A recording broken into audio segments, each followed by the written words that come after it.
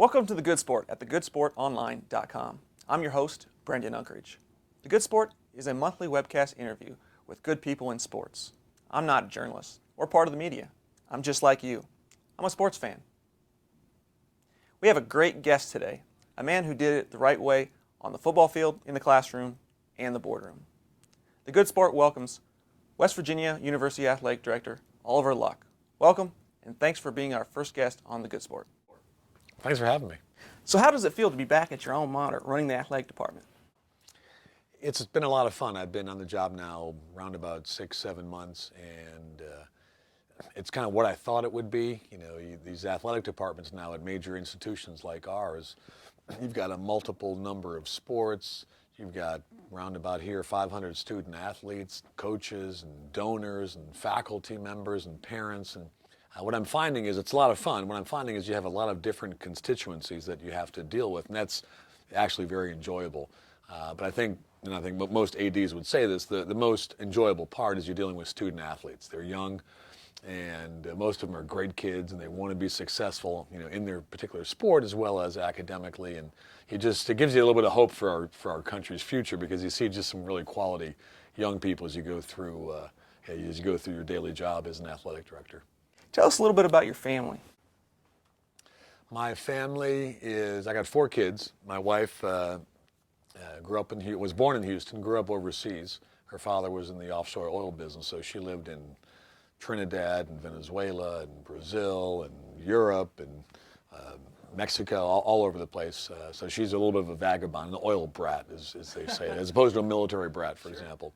We have 4 kids. Our oldest is Andrew, who is, of course, out at Stanford. Our second child, a daughter, Mary Ellen, is a freshman at Stanford. She plays in the volleyball team. And then we have a high school junior named Emily, also a volleyball player. And then our youngest is a boy, Addison, who's 13, just turned 13.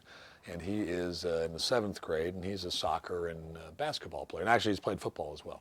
Oh, great. Have you jokingly asked Andrew to transfer to West Virginia to help Dad's football program out? He's very happy at Stanford, and he'll come to visit. We can offer him, you know, room and board and a car and, you know, whatever spending money, right? But I think he's very happy. I'd love to have him play here at WVU, but Stanford's a great place, and he's obviously doing very well out there, and he loves the experience, both athletically as well as academically. Andrew had a big decision with the NFL, and as a college football fan, I was excited to see him come back to college. What advice did you give him? The decision at the end of the day was his, right? My wife and I talked about it a lot, obviously, and we did talk with Andrew a good bit as well. And at the end of the day, you know, just like the decision to attend Stanford was his, you know, this was going to be his decision. It's obviously his life. He's a smart kid, so, you know, he's made good decisions in the past. I had, over the course of this past year, as he was starting to think about these things, you know, I gave him my, you know, impression of the NFL and my impression of college football. You know, in a nutshell, college football is a lot of fun. You can never recreate those years, maybe because you're an amateur playing. You know, the NFL's tough. I mean, playing football, playing quarterback in the National Football League is hard to do. You know, there's lots of great players that don't pan out. It's a very difficult thing, you know, to do, and you know, it's very rewarding as well at a number of different levels, of course. And we also talked about you know, the upcoming collective bargaining negotiation that was going on, how that could play out. Nobody has a crystal ball. I certainly don't, but having been through one strike in 1982 when I was a rookie, and, you know, being a vested member, you know, of the NFL's union, I've kept up with things a little bit, and so I did give him my sense of what would likely occur, you know, with the collective bargaining agreement. And, you know, I think he factored all those things in, and you know, then decided that he wanted to stay because it's really what he wanted to do. And my wife and I would have supported him either way, because at the end of the day, you know, I think he made the decision that best suits him. Going back to your youth, what was it like growing up in Cleveland? Cleveland was a great spot to grow up in. You know, I mean, it was a big city, and it struggled a little bit economically, like a lot of the, you know, sort of upper Midwestern industrial cities. It struggled a little bit, but it was a great place to grow up in because it had everything you needed. It was a big city. You know, so if you went downtown, as a little kid, you felt like it was great going to a Browns game, or, you going to the theater or whatever. You felt, like it was a big, big city, and you had that sort of urban experience. But at the end of the day, Lake Erie was right there, and you could go swimming, go to the beaches, go out to the country. I mean, I thought it was a great place to grow up as a kid. Of course, you don't have a choice where you grow up, right? So you make the best of what you have. But I really had a great childhood. Did you grow up a Browns fan and Indians fan? Yes. Although what was funny was, we went to Indians games because there were more of them. It was tough to get a Browns ticket. And those were years when the Browns were pretty good. Jim Brown was playing, and Leroy Kelly, and even a little bit before that, Otto Graham. So it was a tough ticket to get in Cleveland. So I remember going to a couple of Browns games, but not really very many as a kid. We also played our youth football games on Sundays. This was the CYO, Catholic Youth Organization. We played on Sundays for whatever reason. Probably the time that the guys could coach. They weren't working Monday through Saturday. So I think most of our Sundays were busy with playing our own little youth football games. When you were looking at colleges, what did you look at, and how did you choose West Virginia University? Well, I took trips to 3 Ivy League schools, Harvard, Yale, and Dartmouth, and went to the University of Virginia as well on a trip, and here to West Virginia. And at the end of the day, I decided that I really wanted to play Division I football, and wanted to see if I was good enough to play Division I football. When you're a high school kid, sometimes you don't really know, if you're really at that level where you can play Division I football. And I wanted to test myself and see if I could do it. This is in an era when you didn't have recruiting services and the internet, so you didn't know if you were good enough, really. You played high school football in Cleveland or wherever, and so at the end of the day, I wanted to kind of test myself as a football player. And West Virginia had good academics, still has very good academics, and did well here academically. But I sort of made the decision, to not go to one of the Ivy League schools or UVA, which was a great school academically, of course, and kind of test myself, as an athlete at the Division I football level. And the program here was pretty good. But it was also a program where I knew I could play relatively early. You don't want to sit in the bench for too many years if you can avoid it. So your first 4 years at Morgantown, on and off the field, great time? Yeah, I had a lot of fun. Enjoyed the city, enjoyed the state. We're a flagship university for the entire state. There's no professional teams in the state. So, people treat the Mountaineer football team as sort of their professional team. A lot of focus, a lot of attention. And we were able to turn the team around. We started off my freshman year, we were 2-9. I was the backup quarterback, didn't really get to play too much, and then ended up breaking a collarbone. Started the next 3 years, and by the time I was a senior and left, we were 9-3, ranked in the top 20. And so we were able to, along with Don Nealon, who was our coach the last 2 years, really turn the program around and build a pretty strong foundation. And ever since then, it's been pretty consistently good. As an academic All-American and a Rhodes Scholar finalist, academics were pretty important to you. They were. I mean, I think you should go to college, as an athlete to do your sport, but also to get an education. I mean, it's a great opportunity.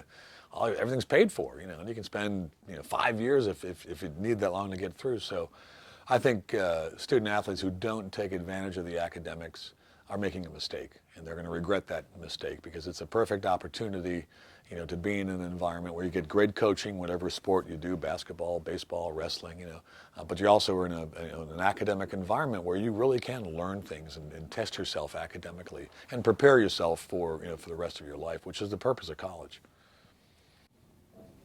Not very many amateur athletes get to play professional sports, and you got to play in the NFL. How great was that experience?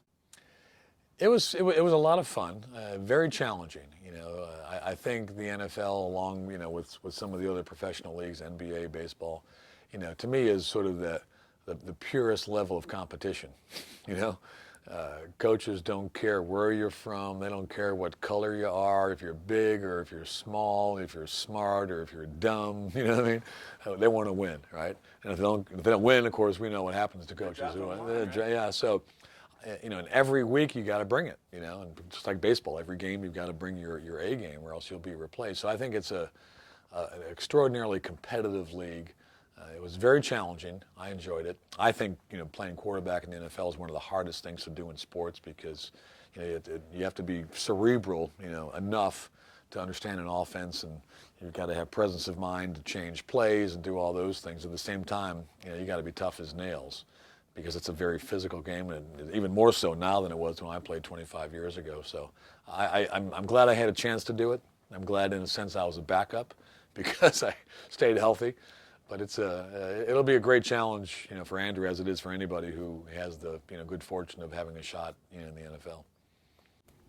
As a father of a quarterback and a former quarterback yourself, are you concerned about the number of hits these quarterbacks and other position players are taking for the concussions?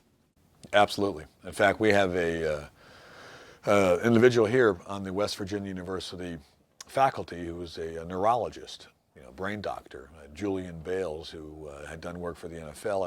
I think now he's doing work for the NFL Players Association, trying to research, the effects of concussions. I mean, inevitably, if you're playing football at the high school level, collegiate level, professional level, you're going to have a concussion. You can't avoid it. It's just, it's a physical game, as we all know. And I think there's a lot of unanswered questions about long-term effects of those concussions. So, like everybody else who cares about the sport, I'm a little bit worried. I think that there does need to be some additional research that's being done. I think the NFL and the union should focus on that and really help fund this research. But it's the same problem in a way that you find in the military. A lot of military members will suffer concussions because their charges are going off or whatever.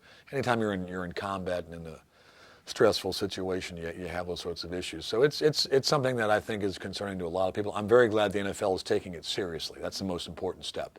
And they recognize that they need to look at the equipment, look at long-term effects. How can you minimize concussions during practices, during games? So I think they're taking it very seriously, and I'm happy to see that. Talk a little bit about the summers in your NFL career. What were you doing then?